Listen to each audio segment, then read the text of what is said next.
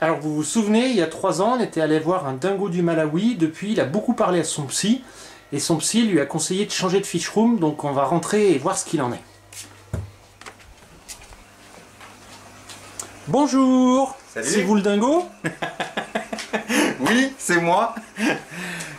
Bah alors... on est en 2022 et la fish room a bien évolué. Et donc ici en fait il y a pas mal d'espèces. Alors tout a changé? Tout a changé. Tout En fait je suis parti d'un délire, je sais pas si on me voit, si j'allume la lumière ou pas. En fait tout est parti en fait j'avais plus en fait d'un déménagement et j'ai regardé un jour un Canadien sur internet qui avait une fish room magnifique et c'est un petit peu mon Jedi à moi, je lui ai tout piqué et voilà le résultat, j'ai fait cette fish room un peu à ma sauce. Et sinon par rapport au Malawi, est-ce que tu as dit ton psy, t'es resté sur le Malawi ou pas? Non, je suis pas resté sur le Malawi, mais c'est parce qu'en fait cette fish room, je voulais qu'elle soit dédiée vraiment à beaucoup de biotopes, particulièrement sur des poissons qu'on voit pas énormément dans le cercle aquariophile.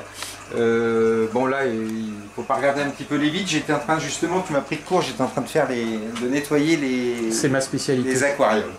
Non, c'est plus en fait. Donc il y a du Malawi, il y a du Tonga, il y a du Madagascar, il y a de l'américain. C'est plus et puis il y a des nouveaux poissons qui viennent d'arriver. Donc c'est plus en fait un petit peu de tout en fait, un petit peu de tous les biotopes par rapport à la première fish room. Et puis j'ai rectifié quelques erreurs. Après cette fish room, j'ai voulu qu'elle soit vraiment bien capitonnée, qu'on voit pas tout ce qui est matériel électrique, tout ce qui est matos, plus un petit peu comme un aquarium public en fait. Donc en fait j'ai vraiment voulu un univers un petit peu on va dire comme si on était un petit peu dans les profondeurs quoi en fait. Voilà, c'était un petit peu le truc. Est-ce qu'il y a des choses que tu regrettes? Les choses que je regrette, c'est d'avoir fait au niveau tu parles de quoi? Au niveau de la construction de la fish room ou plus au niveau des bacs? Au niveau des bacs, j'aurais voulu avoir des aquariums beaucoup plus gros, mais bon, le budget ne me le permettait pas ni la place. Et après, au niveau construction fish room, je regrette de ne pas avoir plus isolé et le souci des fish rooms quand on a énormément de bacs, c'est l'humidité. Et je trouve que là aussi, il y a quelques points noirs. Voilà, de toute façon, la bête noire des fish rooms, c'est justement cette humidité qu'on n'arrive pas on va dire, à négocier, à enlever. Voilà, mais bon, j'ai quand même investi dans des appareils, donc un extracteur d'humidité, des aérateurs, des choses comme ça.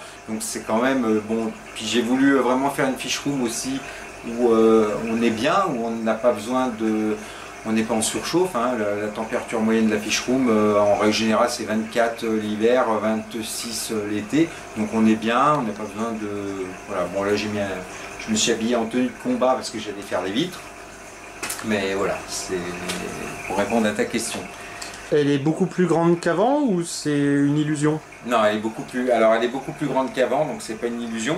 J'ai voulu vraiment qu'il y ait de la place, parce qu'en fait je voulais pas faire une fish room où je sois serré, et donc du coup j'ai privilégié vraiment un espace où on est bien devant les bacs, et puis qu'on puisse aussi regarder les aquariums de loin. Parce que souvent quand on est vraiment collé, on est vraiment à 60 cm de la paroi. Bon, pour des Madagascar qui ne sont pas craintifs, ça va. Mais après, il y a certains poissons comme les Guanacara, choses comme ça, qui sont des poissons qui sont assez timides, choses comme ça. Quand on est vraiment assez loin, on les voit vraiment sortir, vraiment avoir leur... Il y a les poissons d'être trop près des aquariums, c'est pas bon non plus parce que on les voit vraiment pas. Ils savent qu'il y a la présence derrière. Donc quand je suis éloigné des bacs, ils ne voient pas qu'il y a une présence. Ils arrivent à me ressentir, mais ils restent quand même, voilà, à faire leur, disons, à être un petit peu. Voilà, je les dérange pas et je vois je préfère les admirer comme ça, on va dire. L'ancienne Fish Room, elle était quand même un peu orientée repro. Ouais. Celle-ci, elle est beaucoup plus démo. Alors, en fait, Et ouais. je finis ma question, tu permets, on dirait un homme politique. Et du coup, maintenant, entre la Fish Room et ton grand bac, tu as une préférence? Bah, disons que la Fish Room, avant, c'est vrai, avant, elle était vraiment accentuée sur de la reproduction des cyclidés africains, donc tout ce qui était Malawi. Et c'était vraiment voilà, une Fish Room pour la reproduction et dédiée qu'à la reproduction. Et celle-ci, en fait, elle est plus dédiée, on va dire, à de la diffusion d'espèces rares. Et plus à je dirais pas des poissons de collection, mais plus à des espèces en fait de poissons, des espèces de poissons qu'on n'a pas l'habitude de voir dans le cercle aquariophile. J'essaie d'obtenir des espèces qui sont assez rares. Actuellement, là, il y en a un projet bon, c'est le budget qui manque, mais j'ai plein de projets pour de nouvelles espèces. Puis je fais en sorte d'avoir des biotopes différents. Je trouve que déjà c'est plus sympa. Et puis je fais en sorte, comme d'habitude, donc des décors naturels, que ce soit les racines, le sable, il n'y a pas un seul pot de fleurs dans ma Fish Room, il n'y a pas de parpaing, le sable c'est du vrai sable, les plantes c'est des vraies plantes. Je fais en sorte que les poissons se sentent vraiment bien, qu'ils ont un litrage vraiment parfait pour eux, puisque là tout est calculé pour que le poisson se sente bien. Et voilà, la Fish Room elle est plus orientée là-dessus. Qu'avant, je trouve que voilà, ouais, plus. Alors on me reproche un petit peu que c'est un petit peu comme un aquarium public, mais moi je me sens bien. C'était un petit peu le rêve de faire cette Fish Room là, et voilà, je suis arrivé un petit peu à ça. Pardon, mais t'as pas du tout répondu à la question. Ouais, est-ce que du coup, autrefois, je pense que tu préférais ton grand bac et puis la Fish Room, voilà, c'était la repro, c'était un peu le truc secondaire. Maintenant que tu as cette belle Fish Room, est-ce que tu préfères toujours le grand bac? Ou est-ce que tu passerais pas ta vie dans la Fish Room? J'aime bien le grand bac, mais la Fish Room, je dirais que les deux. Parce que disons que on va dire la Fish Room c'est bien parce que ça permet. En fait, ce qu'il faudrait, en fait, c'est que j'ai tout ce beau monde, en fait, avec le gros bac. Voilà, il faudrait que ma pièce, en fait, mon salon, soit ma Fish Room. Là, ça sera encore même mieux. Mais on va dire que j'ai une préférence pour la Fish Room. Je crois que ton psy te l'a déconseillé d'ailleurs. Oui, il n'y a pas que mon psy. Ouais, d'accord, faudra retourner chez le psy. Ouais. Tous ces aquariums en plus, est-ce que ça veut dire beaucoup plus d'entretien? Énorme. Tu vois, là, cet aquarium-là, il faudrait que je fasse les vitres. Ouais, parce que j'ai envie de dire, tes poissons, ils sont super beaux et la vitre, elle est dégueulasse. Les poissons sont magnifiques et les vitres sont sales. Parce qu'en fait, je manque énormément de temps. Après, il y a des bacs où il n'y a pas du tout d'algues sur les vitres, il y en a d'autres un peu plus. De toute façon, du moment qu'il y a des plantes dans l'aquarium, j'ai des algues qui arrivent. Là, celui-là, par exemple, je fais jamais les vitres parce que j'ai pas d'algues. Il y a beaucoup de personnes qui me demandent pourquoi j'ai pas d'algues sur les rochers. Il y a très peu de temps justement. Et en fait j'ai remarqué que sur les aquariums que j'éclaire en 6500K, j'ai énormément de problèmes d'algues. Et dès que je suis à 10 000K en version eau de mer, alors en 10 000K blanc ou blanc-bleu, j'ai pas du tout d'algues. Et j'ai remarqué que dès que je prenais des éclairages LED en eau douce 6500K, c'est une catastrophe. Donc du coup, j'éclaire en 10 000K pour tous les bacs, 11 heures d'affilée, il y a 11 heures d'éclairage, puisque les poissons ont tous 11 heures d'éclairage, et j'ai pas un brin d'algue. Voilà. Si j'éclaire ce bac-là en 6500K eau douce, je vais avoir des problèmes d'algues sur mes rochers. Voilà, ça c'était une petite parenthèse, parce qu'on est souvent à me demander, mais il n'y a pas d'algues. Bon après, il y a énormément d'ancistrus, il y en a un ici, il y en a un là. Voilà, donc eux, ils laissent pas de cadeaux aux nouvelles pousses, ça c'est clair. Donc oui, ben, pour répondre à ta question, l'entretien c'est quoi? C'est surtout les vitres. Bon, que j'ai un peu de retard à Donc plus d'aquarium, plus de vitres. Ouais, plus de vitres à faire. Au niveau des changements d'eau, ça dépend des populations. Il y a des populations où je fais que du rajout d'eau. Il y a des populations où je vais, comme le Malawi ou le Tanga, ou par exemple les Trophus qui sont là, il faut des changements d'eau réguliers. Donc là, eux, ben, c'est un changement de à peu près une centaine de litres par semaine. Mais parce que ces poissons-là ont besoin d'une eau neuve en permanence. Donc eux, ben voilà, ils ont un régime, on va dire, de changement d'eau beaucoup plus que les autres. Après, Madagascar, pareil, énormément, c'est des poissons qui n'aiment pas le nitrate. Donc, au niveau de l'eau, tu mets l'eau du robinet? Alors là, oui, c'est tout à l'eau du robinet, je ne mets pas d'eau osmosée du tout. Et je n'ai pas moins de... Parce qu'en fait, il y a des personnes qui contrôlent la conductivité, qui contrôlent le KH, le GH, et choses comme ça pour les reproductions. J'ai pas du tout besoin de contrôler ces choses-là, je m'en fous complètement. C'est tout à l'eau du robinet, ça n'empêche pas les poissons de se reproduire, d'être en bonne santé. Voilà, je ne vais pas aller m'amuser à contrôler peut-être que ton eau de conduite est super bonne aussi. Oui, alors après je suis dans une région, donc je suis en Isère. Alors bon, pour les poissons américains, c'est un petit peu le problème parce qu'elle n'est pas assez, c'est une eau, j'ai plus une eau à faire de l'africain que de l'américain. Mais bon, après, les poissons, par exemple, dans cet aquarium-là, on a un pH de 7 en permanence. Je ne vais pas m'amuser à le descendre à 6 et je ne vais pas m'amuser à certains poissons à l'augmenter. Là, on est à 7, il devrait être à 9. Là, on est à 7, il devrait être à 6,5. Donc, je fais un compromis, en fait. Je fais en sorte d'avoir un pH qui est très stable. 7 pour tout le monde. Et puis voilà, je ne m'en kikine pas la vie. Ça se reproduit, ça... J'ai pas de soucis de santé sur les poissons puisque j'utilise rarement des produits. Alors après, maintenant que tu as plus de bacs, est-ce que ça veut dire que tu as pu gérer différemment les cohabitations, les mélanges d'espèces, les choses comme ça? Alors là, il y a énormément à dire, surtout sur les espèces d'Afrique. Le Malawi, et c'est là où justement je me suis aperçu qu'il n'y avait aucune règle.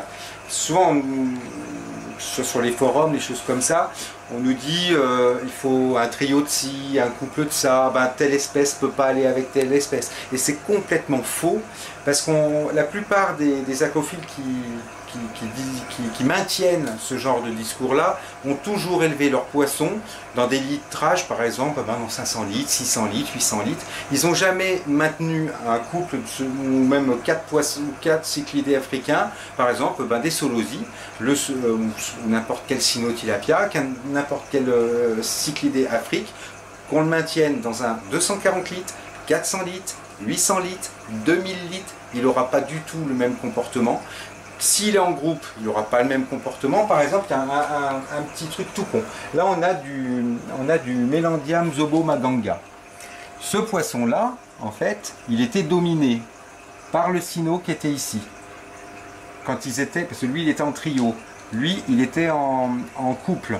Bon, bah, c'est lui qui était le dominant. Bon, avant, il y avait un Labidochromie songi qui, lui, dominait le bac que j'ai enlevé. C'est Dallas, ton truc. Ouais, c'est Dallas. Mais quand j'ai rajouté, donc ça, c'est un groupe total de Zobomaganga. C'est que, à part celui-là, hein, mais tous les jaunes qui sont là, c'est un groupe total. Il y en a 20. Il y a des petits mâles, il y a des femelles.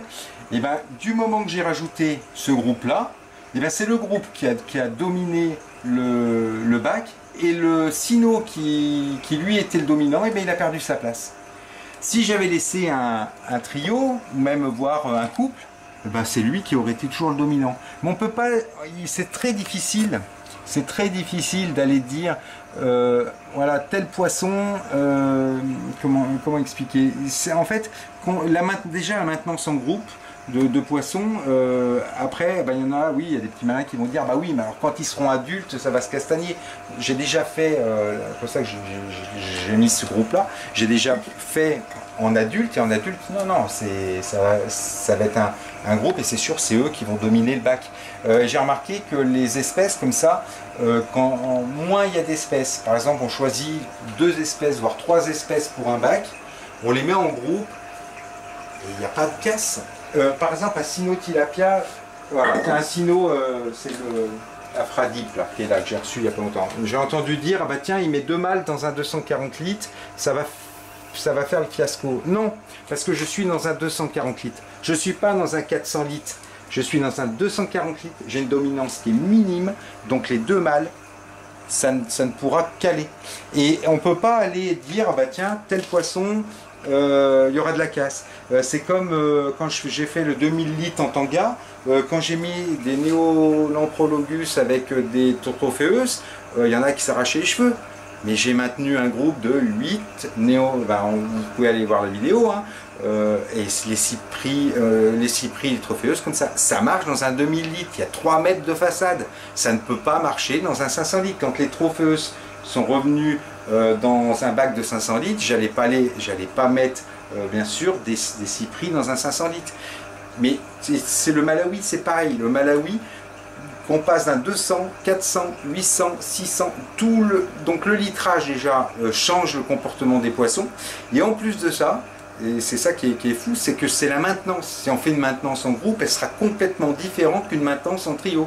Si par exemple dans ce bac là, donc là c'est un bac de trio, par exemple là j'ai un 500 litres ici, avec que des trios. Si demain je rajoute un groupe de n'importe quelle espèce que ce soit, c'est ce groupe là qui va dominer tous les autres. Et ça, c'est des choses que je me suis aperçu dans la fiche room, parce que j'ai fait des essais. J'ai fait des essais sur ce bac-là, j'ai fait des essais sur ce bac-là, j'ai fait des essais dans des 240 litres, j'ai fait des essais sur un 2000 litres. Et tous les poissons ont des comportements différents par rapport au litrage, et s'ils sont maintenus en groupe ou pas en groupe. Une maintenance en trio, une espèce qui sera maintenue en trio n'aura pas du tout le même comportement si elle est élevée en groupe. Et le souci, c'est que ce que je reproche, c'est que les personnes n'essayent pas. Et tout de suite, but en blond, eh ben, tout ça parce qu'ils ont essayé un groupe dans un 400 litres, ça n'a pas marché. Oui, mais le groupe, il peut marcher dans un 800 litres. Le groupe, il peut marcher dans un 2000 litres. Il ne faut pas oublier une chose, c'est que les cyclidés, ben, tous ces bacs, en caillassé ou non en caillassé, m'ont permis de faire des essais, m'ont permis de voir des choses. Et c'est pour ça que j'aime bien en fait la fiche room pour répondre à ta question, où je me suis aperçu énormément de choses avec ça. Et dans l'ancienne fiche room, du coup, tu avais un peu habitué tes voisins à être un dingo, voire même tes proprios. Et ici, par rapport aux voisins, t'as fait visiter? En fait, je les ai fait visiter, puis je les ai sensibilisés en fait à la préservation des espèces. Et en fait, je leur ai expliqué surtout en fait, que l'aquariophilie, c'est défendre en fait des espèces menacées, et puis reproduire des poissons et les diffuser, c'est contribuer à la protection de la nature. Et quand par exemple, des personnes qui ne sont pas aquariophiles du tout, voilà, c'est pour leur montrer notre vision en fait, une vision. Parce qu'en l'aquariophilie, avoir un aquarium, j'ai l'impression que les gens ils ont la vision d'un poisson rouge dans un bocal, ou du petit aquarium avec des guppies, mais ça va au-delà. C'est-à-dire qu'on peut très bien élever des poissons dans un esprit de lutter contre la perte des espèces dans le monde. Bon, et si on se revoit dans 3 ans, là, qu'est-ce que je vais voir? Et en fait, si le but de cette fiche room, c'est d'avoir des espèces menacées, bien sûr, et c'est d'avoir des espèces à diffuser. Et le souci, c'est que plus les années, plus on va dans le temps, plus les espèces disparaissent. Et ces espèces-là, il va bien falloir les reproduire et les diffuser. Et le souci, c'est qu'on nous interdit, on va nous interdire, parce qu'il tout le monde est au courant d'une loi qui va, disons, nous interdire notre passion pour élever des guppies, et on n'aura plus que le droit à des guppies et des poissons rouges, en gros. C'est pas ça l'avenir. L'avenir, pour moi, ce qu'il faudrait, moi j'espère dans un temps futur, c'est que les aquariophiles, ça marche un petit peu comme les parcs zoologiques. Par exemple, les parcs zoologiques, aujourd'hui, style Beauval, choses comme ça, on leur donnent des espèces qu'ils doivent reproduire, ils s'échangent les espèces pour pouvoir en fait bien maintenir les souches, ils se les reproduisent entre eux. Bon, il y en a certains qui font de la réintroduction, et moi je rêve d'une aquariophilie où il n'y a pas de tarif, c'est-à-dire que chacun, on s'échange les espèces, et en fait on contribue à la diffusion, on contribue à justement multiplier ces espèces qui disparaissent dans le milieu naturel. Et j'espère qu'un jour, dans le futur, on aura tous en fait des aquariums, des fish rooms qui seront destinés à reproduire des poissons qui sont en danger critique dans le milieu naturel, qu'on s'échangera et il n'y aura plus de tarifs. Et j'espère qu'un jour, il n'y aura plus, voilà, s'il n'y a plus le côté, on va dire, achat, un peu comme les parcs zoologiques où ils s'échangent les animaux, j'espère qu'à travers le monde aquariophile, il y aura des échanges, de la reproduction, de la diffusion. Je pense que en ayant j'espère qu'en ayant justement ce petit truc, que ça va réveiller les consciences, et qu'au niveau des lois, au niveau des hautes sphères, qui vont se dire ah oui, les aquariophiles serviront à quelque chose et nous aideront, et peut-être même on aura des subventions, et peut-être voilà que on sera un petit peu voilà, on aura son aquarium dans le salon et on recevra peut-être on recevra des espèces, voilà, pour des échanges, des choses comme ça. C'est une vision que j'ai. Alors Titi, il est beau celui-là, hein, il est magnifique ce bac. En fait, il n'y a pas un bac, chaque aquarium a son petit truc, son petit détail en fait. Il n'y a pas un aquarium qui n'a pas son... C'est vrai que c'est énormément d'entretien, c'est énormément de temps, mais les poissons me le rendent bien parce que bon, ils sont tous... voilà, ils ont... Et il n'y a pas un aquarium... Chaque aquarium a son petit truc, que ce soit eux. Là, le tanga, là, c'est mes petits clowns là, qui sont tout le temps, qui bougent tout le temps. Mon gros pépère qui est là-bas, où on a fait plein de tutos, le tempo là-bas. Alors lui, il adore se mettre dans les algues. Alors c'est marrant parce qu'il a un comportement en ce moment. Sa place dans l'aquarium, c'est dans les algues. Il adore se mettre là. Alors je sais pas ce que ça veut dire. Peut-être qu'il essaie de communiquer en me disant mets-moi en plus. En plus, comme là. Je vais échanger pas mal de... J'ai taillé un peu les plantes, alors il n'est peut-être pas trop content. Mais c'est son truc en ce moment.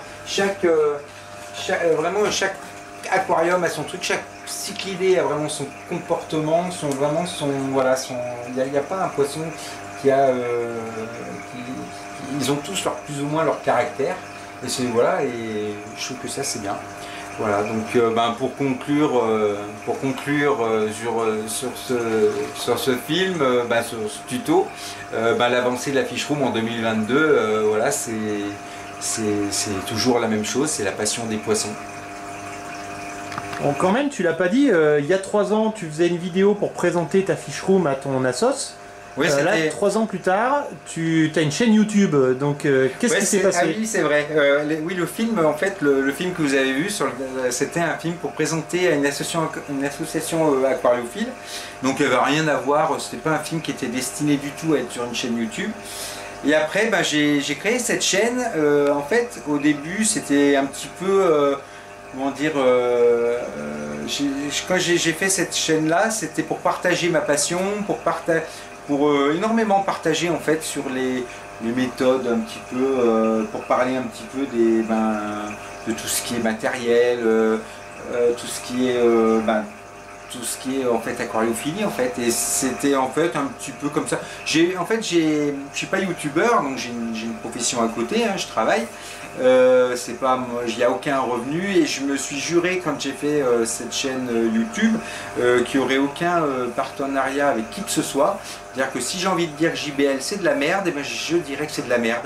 Et personne ça veut dire que personne ne peut m'obliger à dire qu'un produit qui est merdique est bien. Bon, j'ai dit JBL, mais ça peut être Serra, Tetra, n'importe qui.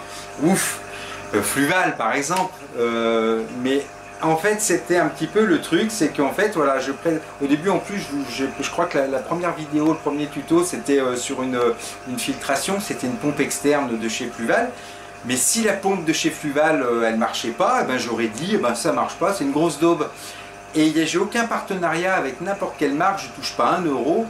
Et c'est ce qui me permet d'être libre et de dire ce que j'ai envie dans les tutos. Et ça, je trouve que c'est vraiment bien. Je suis pas youtubeur, je gagne pas 1 euro. Et je trouve que ça, c'est vraiment de la liberté, vraiment de partager sa passion quand on n'est pas contraint de dire des choses. Voilà.